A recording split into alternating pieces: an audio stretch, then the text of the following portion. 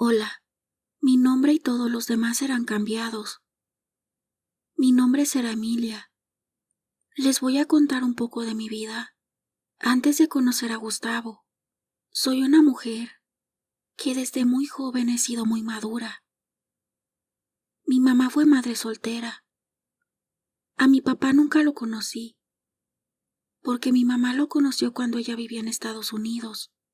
Mi mamá se fue para trabajar y ganar dinero, para tener un mejor futuro, en el pueblo donde siempre vivió. La ilusión de mi mamá era comprar una casa, pero no en el pueblo. Ella quería mudarse a la ciudad y no pensaba quedarse a vivir definitivamente en Estados Unidos. Mi mamá se fue a vivir con una de sus tías, que ya tenía muchos años radicando en Estados Unidos. Bueno, mi mamá empezó a trabajar y a juntar dinero. Pero estando allá, conoció a mi papá, que la engañó y no se casó con ella. Solo vivieron juntos por un tiempo. Cuando mi papá se aburrió de ella, la abandonó embarazada de mí. Por fortuna, mi mamá ya tenía el dinero suficiente para regresar a su país de origen. Antes de que yo naciera, se regresó, pero muy pronto su sueño se convirtió en realidad. Compró su casa en la ciudad, en donde también vivía una de sus hermanas. Bueno, para no hacerle la historia muy larga, yo apenas tenía 16 años cuando mi mamá se enfermó de gravedad y no se pudo salvar. Ella murió. Me quedé sola con los familiares de mi mamá. Pero ya no fue lo mismo. Me fui a vivir con mi tía Ana, la hermana de mi mamá, que vivía en la misma ciudad, aunque mi abuela todavía vivía, pero ni a los hijos quería, menos a mí. Así viví con mi tía.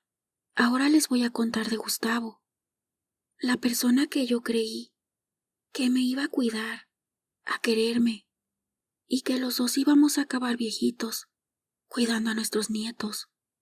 Mi prima Lolita me presentó a Gustavo. Era amigo de su novio. Cuando lo vi por primera vez, me gustó mucho. Empezamos a salir hasta que se me declaró. Nos hicimos novios. Aparte de que me sentía sola, me enamoré. Me sentía muy a gusto con él. Sentía su amor. Me dijo que pasara lo que pasara, siempre iba a estar conmigo, en las buenas y en las malas. Me sentía como una chiquilla cada que estaba con él. Pasaron los años. Gustavo y yo nos casamos. Él aún no tenía casa. Nos íbamos a ir a vivir a casa de sus padres. Pero yo le dije que mejor nos fuéramos a vivir a mi casa, esa casa que mi mamá, con tanto sacrificio, compró, y que cuando ella falleció me heredó. Yo la tenía rentando una familia, por lo que yo vivía en la casa de mi tía. Así que le dije a la familia que rentaba mi casa que la iba a ocupar, y me la desocuparon. Gustavo y yo empezamos una nueva vida juntos. Yo ya no me sentía sola. Ya tenía la persona que me acompañaría por el resto de mi vida. En ese tiempo, así pensaba. Gustavo trabajaba en una empresa y nunca me faltó nada, siempre cumpliendo con sus obligaciones de esposo. Después de un tiempo, tuvimos a nuestra primer hija. La felicidad completa llegaba a nuestras vidas. Ya teníamos a una personita que contaba con nosotros, sus padres. Me sentía completa, enamorada de mi esposo. Después de 2 años, nació nuestro segundo hijo. Todo estaba muy bien entre Gustavo y yo. Salíamos a pasear con nuestros hijos y nos la pasamos felices. Pasó el tiempo y Gustavo se cambió de trabajo para mejorar, porque ahí le iban a pagar más dinero. Empezó a trabajar y a ganar más dinero. Al principio me empezó a dar más para el gasto, pero de pronto empezó a cambiar. Se empezó a portar grosero conmigo. Había noches que no llegaba a dormir. Me empezó a dar menos dinero. Yo le reclamé su comportamiento y me dijo que no lo molestara, que no todo el tiempo me iba a estar mimando y que tenía derecho a disfrutar la vida. A mí la verdad me dio mucha tristeza, porque el hombre con el que me casé ya no era el mismo, pero conforme pasaba el tiempo, más mal se portaba, hasta que un día le dije que lo mejor sería separarnos. Él me dijo que estaba de acuerdo, pero los niños se iban a quedar con él. Yo no estuve de acuerdo, y empezaron las peleas más fuertes, y yo aún no sabía que Gustavo tenía una mujer. Cuando me enteré, me dolió mucho, pero no había nada que pudiera hacer. Gustavo seguía viviendo en mi casa, y de repente cambió. Empezó a ser cariñoso. Yo pensé, ya se le pasó, y vamos a volver a ser la familia que éramos antes. Me tranquilicé. Ya no tenía preocupaciones. Gustavo, muy cariñoso. Cada que llegaba de trabajar, me traía una de mis bebidas preferidas y me pedía que me la tomara. Yo le hacía caso, aparte de que a mí me gustaba mucho. Y así por varios meses. De repente, me empecé a sentir mal. Era una desesperación horrible. No podía estar ni acostada, ni de pie, ni sentada, ni caminando. Entonces, Gustavo me llevó a un hospital psiquiátrico. Dijo que mi comportamiento era de una loca y que no podía permitir que yo estuviera junto a mis hijos. En ese hospital me dejó. Ahí trabajaba un conocido de Gustavo. Y como siempre la corrupción, ni estudios me hicieron. Gustavo aprovechó de que yo era sola en la vida. Pasaron 2 meses y yo seguía ahí. Pero, al enterarse mi tía y mis primos, me buscaron y me sacaron de ahí. Yo estaba mal, pero no era enfermedad mental. Era brujería que entre Gustavo y su amante me hicieron, para que yo pareciera que tenía síntomas de loca. Cuando mi tía me llevó a revisar de todo mi mal, con un especialista, dijo que no tenía nada, que estaba normal, pero esa desesperación no se me quitaba. Y ya no era solo eso, ya me sentía enferma. Era como si me clavaran un cuchillo en el estómago. Sentía como si mi vientre se me despedazara. Entonces, mi tía me llevó a curar, ya no con médicos, me llevó con una curandera. La señora nos explicó todo.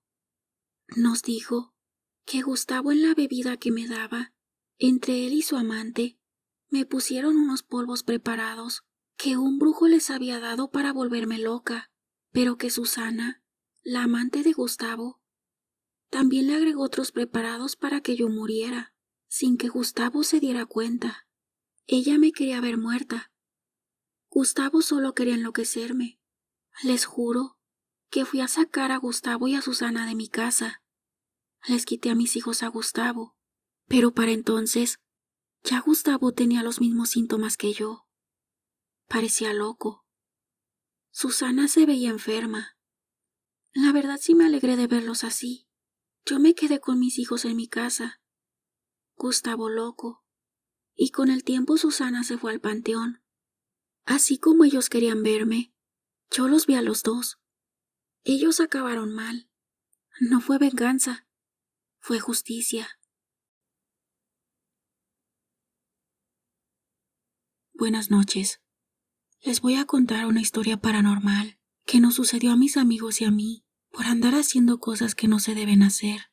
Mis amigos y yo, en ese tiempo, que ya hacen bastantes años, estábamos en la secundaria. Éramos muy traviesos. Siempre competíamos para ver quién era el que se atrevía a hacer cosas peores.